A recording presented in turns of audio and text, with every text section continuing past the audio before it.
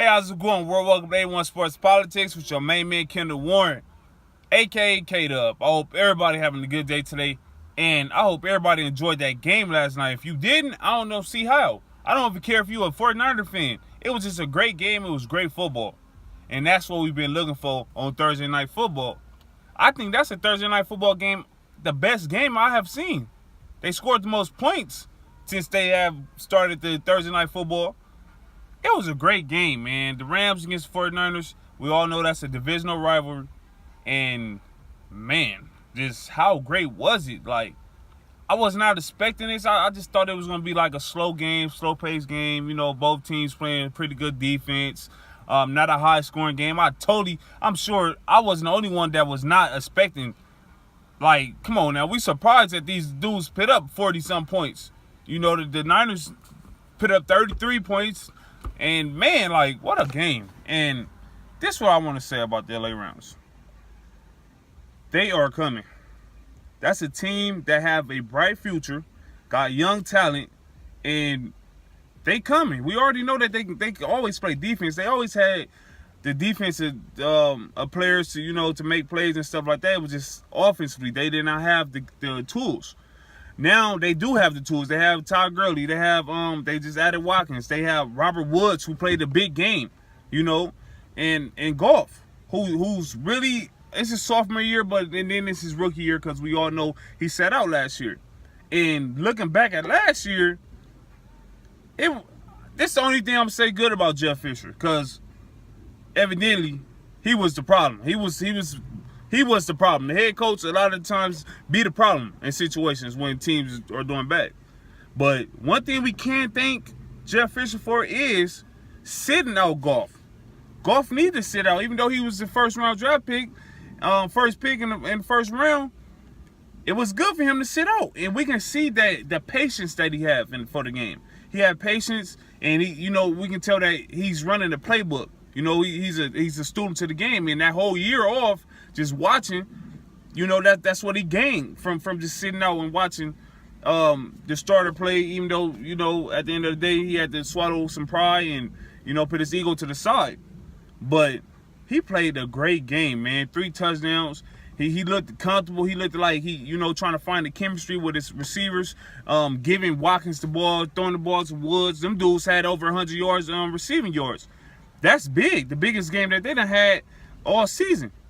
This last night was the game of the year so far for the Rams, even though we only into week 3. But look at last week when they lost to the Redskins, who's a decent team, not all that. But look at that game, and we see, like, they could have won that game. The Rams could have won that game. Don't get me wrong. Goff do have a lot more to learn. To the game. He still have to know how to read defense and stop staring down the receiver that you're going to throw the ball to. That's what messed him up last week. And Foster, the linebacker from Washington, was able to pick him off and seal the game. Once he started getting that feeling and knowing, how to look people off and feeling when it's a sack coming, feeling the pressure, he's going to be special. He was a special player at Cal. He's going to do big things. And Todd Gurley, man, that boy was balling. Man, whoever got him on their fantasy, yeah, he broke a record last night. He put up 40 points. That's big. He doing it all. Rushing. He's carrying the ball. He had a lot of carries. He had 28 carries last night for 113 yards, 2 touchdowns. Then he had a touchdown in receiving. He had 5 catches. Once he's involved, I think, to me, honestly, I think he's the main part of that offense. I know they got Watkins. I know they got Woods. I know Goff is the guy. But Todd Gurley, that's the guy.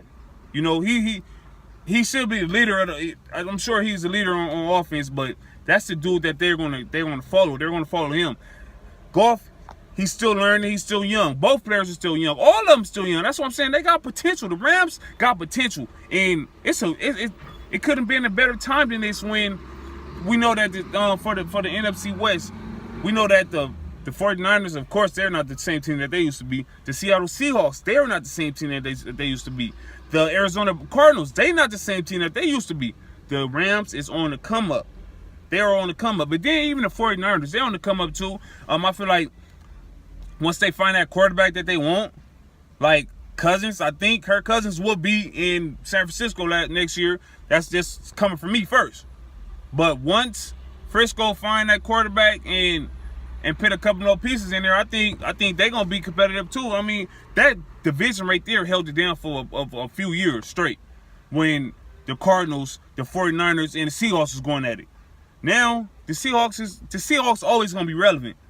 I can't say the same about the Cardinals. You know, the 49ers, they not ready. The Rams they ready. The Rams is ready, and they always beating their division. They always is beating, even though when they only won 3 games, 2 games, and stuff like that. Them little games is coming within their division. Beating the Seahawks and stuff like that, who have a terrible, terrible offensive line.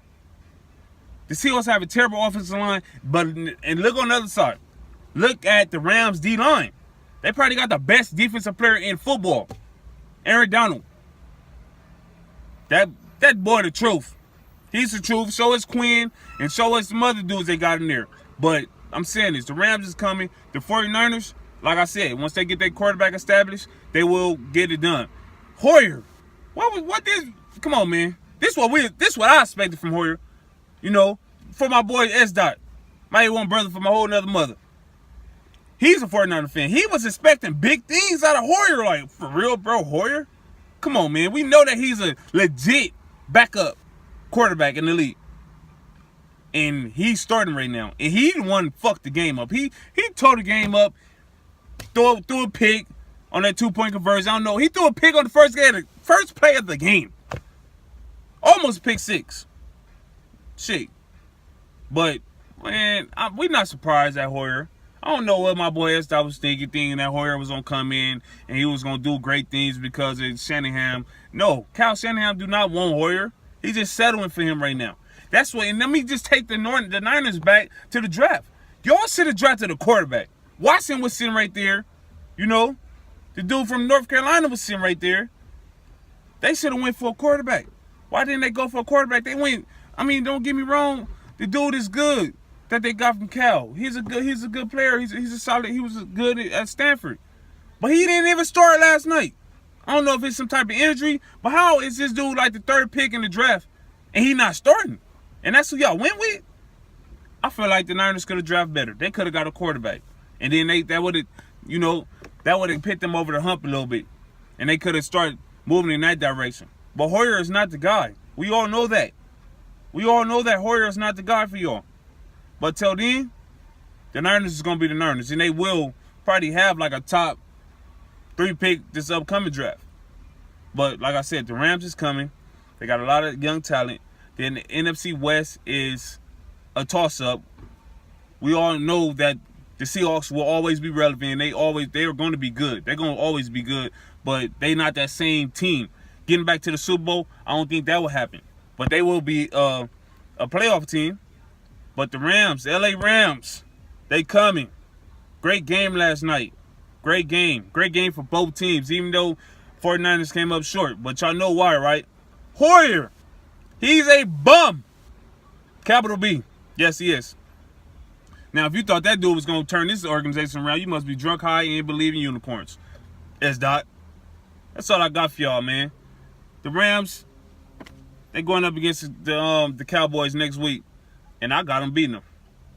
That's all I got, man. A1 Sports Politics with your boy K-Dub. Everybody have a good day. A1.